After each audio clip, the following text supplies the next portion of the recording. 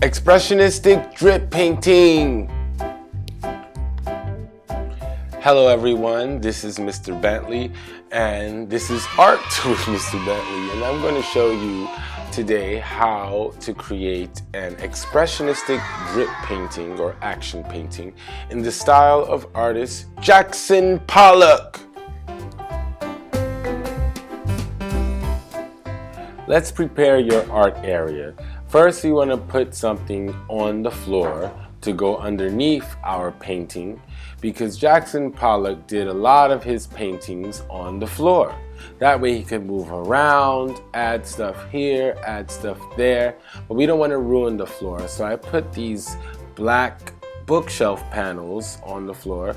My bookshelf recently broke, but I decided to use the shelves as a floor desk. So it's underneath my paper, and you can choose to use canvas or big paper, small paper, but this floor desk really supports our painting and our paper and our materials, like our brush. As you can see, here's my big brush. It has a flat head. This can be used to make some big brush strokes, and a toothbrush. Not a toothbrush that you'll put in your mouth, but we're going to use it for painting. See, we can kind of like pluck the toothbrush. And I have a palette knife. This is good for mixing color, mixing paint, or spreading it or scraping it.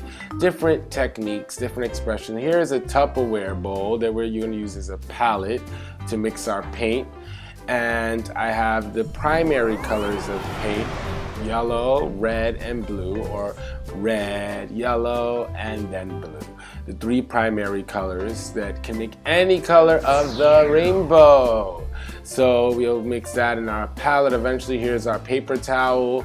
We can use that to clean our brush. So clean that brush before you mix your colors, okay? That makes good art. Oh yeah, we also have a cup of water that we can use to clean our brush, and I'll show you how we clean the brush later on. But it's very important to clean the brush in between mixing colors. So let's paint. Everything good? Let's start painting. All right, we got our area prepared. All right, so our first step is to set up our palette. I'm first choosing the color red. Try to get this thing open. Okay, so now we're gonna put it in our palette. Find a nice spot for your red. Keep in mind that we're also gonna put other colors, the other primary colors in here. So I just put a little bit of red right there, because I still need space for my yellow and my blue. So let's open this yellow, and I'm going to set it up in the palette right next to the red. Come on, yellow.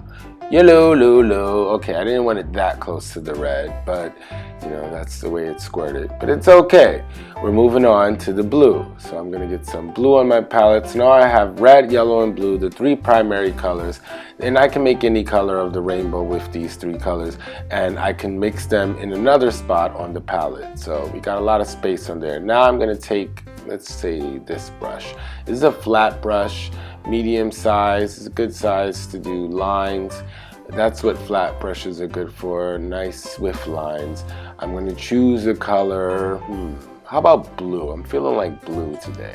And whatever you feel, you can choose. You don't have to choose the same color as I do. I'm just going to do a swish. Oh wow, that's a nice line. I think I'll try that again. Nice swish. Okay, 1, 2, 3, and I'll put it right there. Oh, well, that one looks a little drier, but it's okay. Different lines make different expressions. And now I'm gonna just go faster. Just do a lot of crisscrossy lines. Ooh, I like that effect with those dots coming in there. Wow, how cool is that? So you see what happens when you don't really think about it and you just do it. You get some really cool expressions.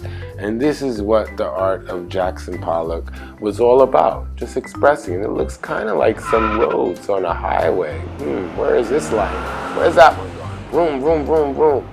You know, it makes a lot of pathways, you know, like we're going to a new city or something.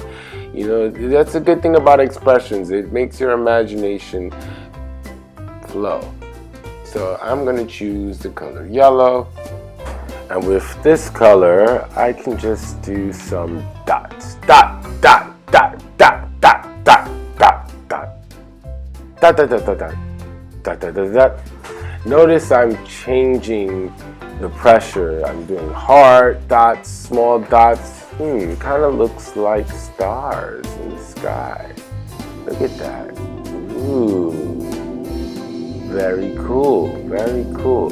So, you know, I just paint how you feel. Paint however you feel, and then look at it afterward and see, I made some stars in a galaxy and didn't even know it. So next is to clean your brush. If you're gonna choose another color, you gotta clean that brush. So I have a napkin right here, and I'm going to use that to wipe my brush. But first I need to put my brush into some water where I get some of this yellow paint off, because I don't want to mix my colors just yet. So I stir, stir, make sure the brush is pressing the bottom of the cup. Wow, I got some yellow water right here. Maybe I can use that on my painting. Do a little splash, just a little shake, shake, shake, shake, shake, shake, shake, shake, shake, shake, shake, shake, shake, shake, shake, shake, shake. A little more. Okay, now I'm gonna clean my brush for real this time. So I clean my brush in the water, and I grab a paper towel. Squeeze, squeeze, squeeze, squeeze and pull. Squeeze, squeeze and pull. All right, my brush is pretty clean. I'm going to take some of this red. Very careful. I don't want to mix my red and yellow just yet. I'm still going to be careful. That's the expression right now, careful. So carefully, I'm going to outline this yellow blob with red. Very carefully gave it a red. Oh, it looks kind of like a cheese doodle or a cheese puff, whatever you call those things. They're very tasty. So I'm going to make some more of these cheese puff cloud-like things. Just outlining all the yellow very carefully with a red cartoon line. Did you know that an outline is called a cartoon? Yep. Anytime you give a shape an outline, it's a cartoon. I'm just doing some red dashes for no reason at all, just because I felt like it. Now I'm taking the toothbrush. What am I going to do with this toothbrush? Take some blue paint. See what this toothbrush has in store.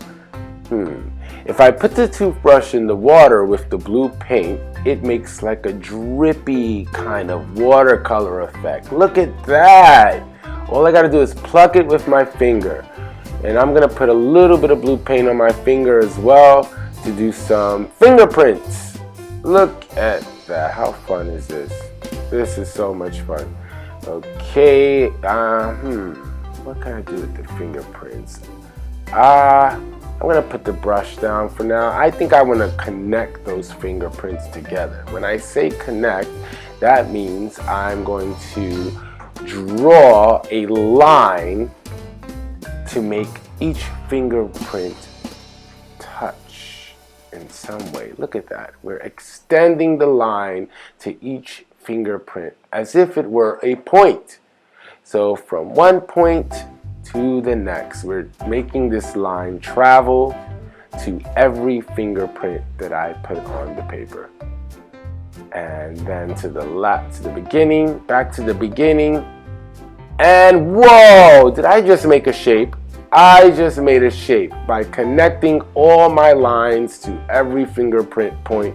I made a shape because eventually all those lines went back to the beginning. Look at that.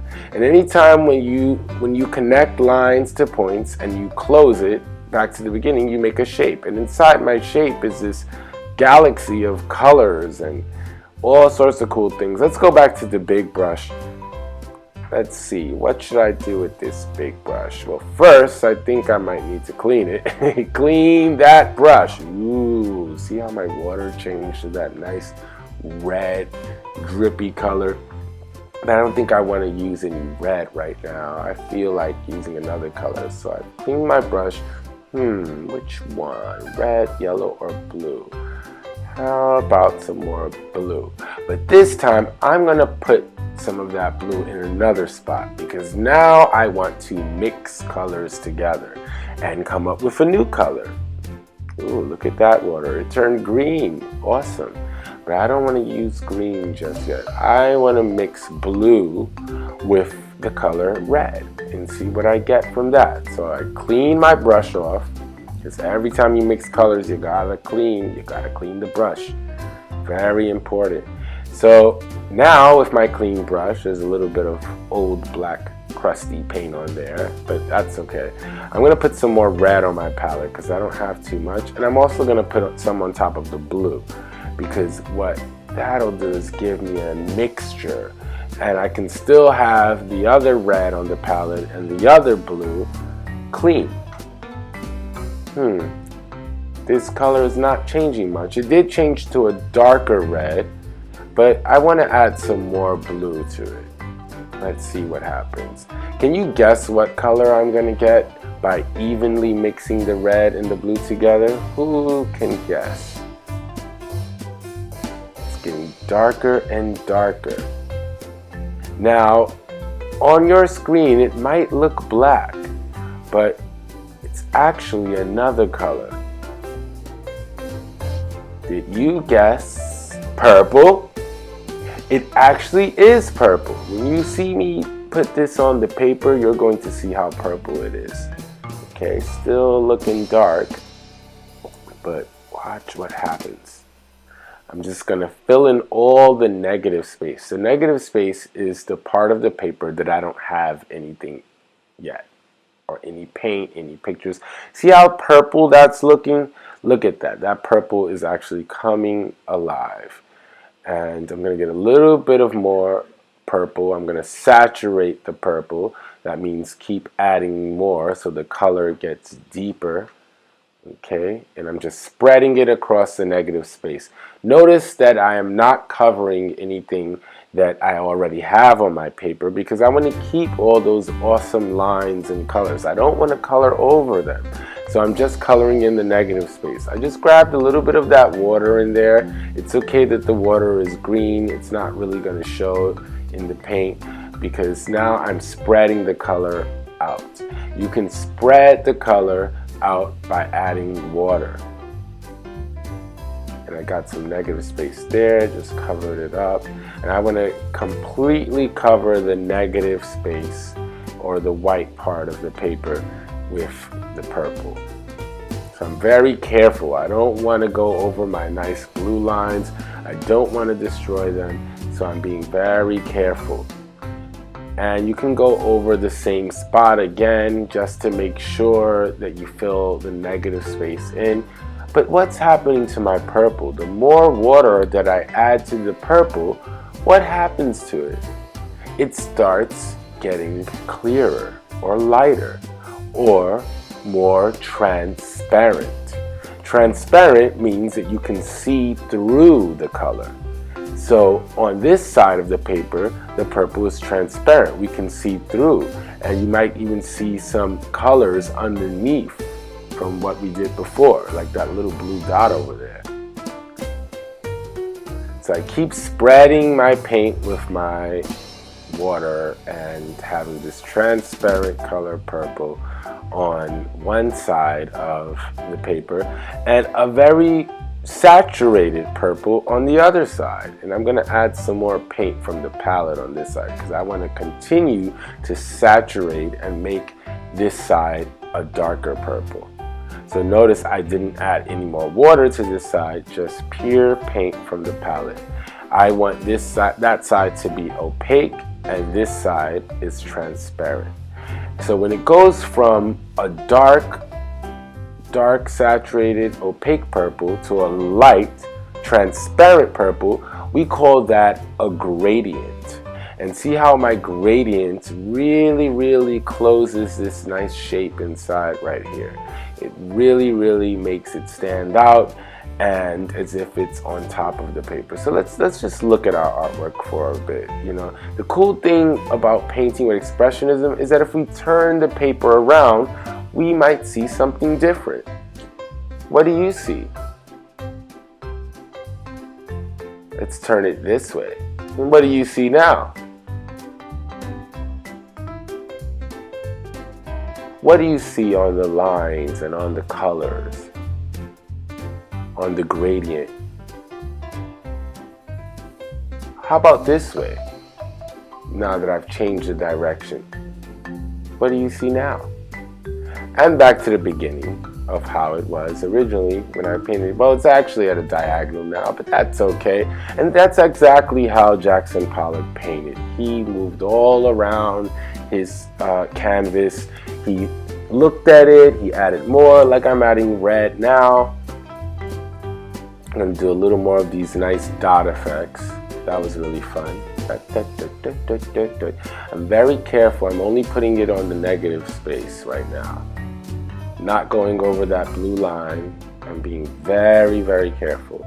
And I want you guys to be careful as well. Sometimes you might want to be free and not careful, but other times you might want to try being careful.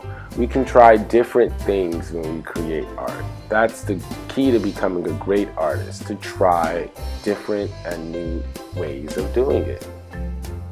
We're kind of like scientists, always experimenting and testing. Here's some blue. What will I do? I'll just do some dashes of that blue. So I'll be a little messy with this blue. Since I was careful before, now I just want to add some dot dot dot dot dot dot dot dot dot dot dot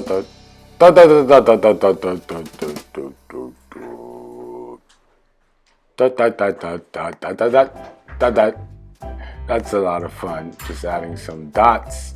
That's how we can express ourselves as well, with dots. Just not even thinking about it, just hitting the brush down on the paper with some blue dots. So now I'm going to take some red, and I didn't clean my brush that time because I just want to splotch the red down as it is. And look at that deep red that's on there, straight from the palette. And some more dots. And now it's turning a little purple. Red and blues make purple together. I'm just going around and just having fun. A little bit of zigzag there. A little dry brush. Dot, dot, dot, dot. Some more. Just spread.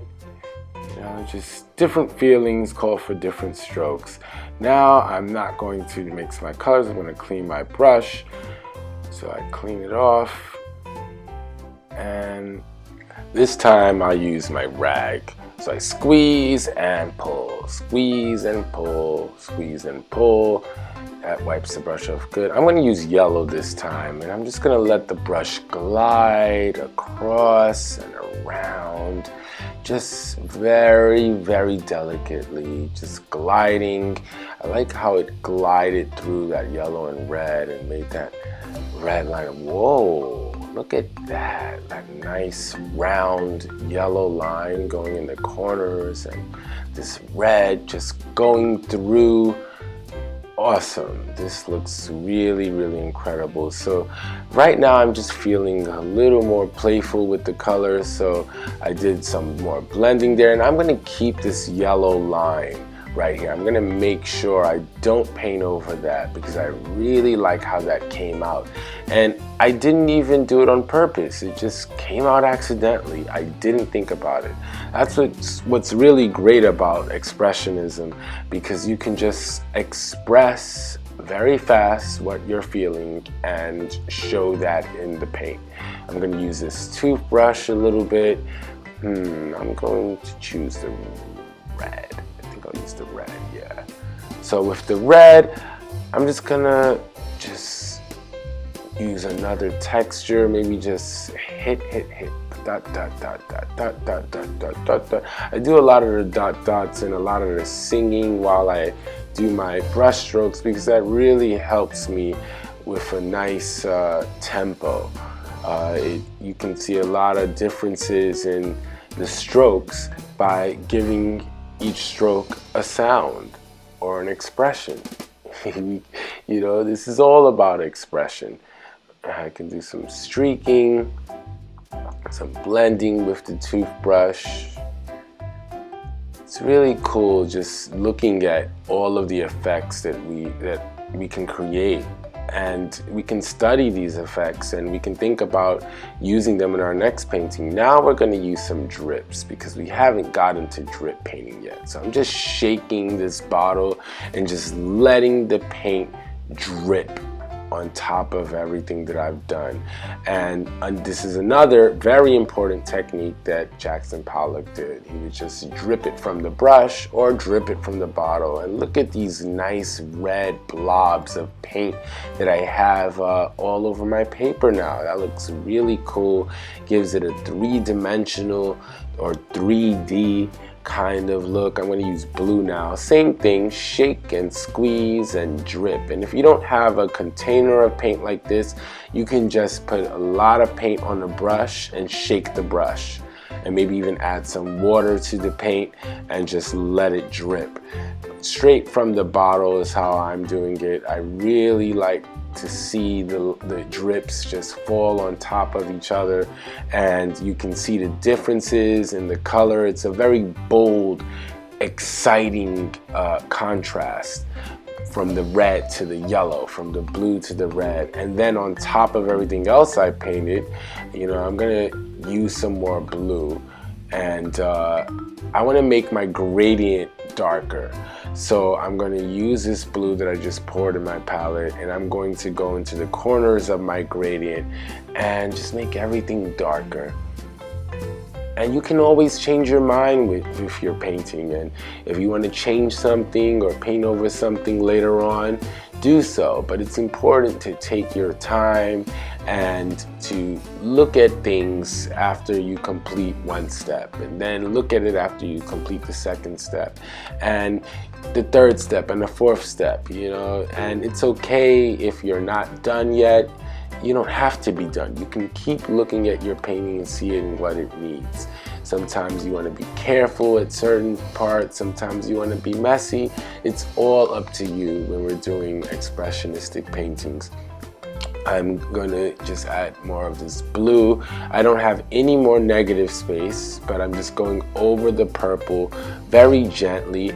I don't want all of the purple gone, so I'm just gently going over the purple in certain areas. I can spread it with some water, or I can just use it straight from the palette. Okay, whatever you decide. There's no right or wrong way to this. I just want everyone to focus on what you're doing, okay? Because you might remember these things, and a lot of times when you create art, we learn from doing it, okay? You learn from experimenting and trying new things, trying new expressions, blending certain things together, using different tools, you know, whether it's a brush or color pencil or marker. We're all learning about our abilities as we create. It's quite magic that way. And then once you learn something new, you can apply it to another piece of art. You can take what you've learned and create something brand new using those techniques that you've discovered. And I'm here to help you discover those techniques in yourself. And we're all different kinds of artists. Here's my final expressionistic drip painting. I added some more color drips like gold, white, black, and I really love it. I had so much fun creating this painting. What do you think of it?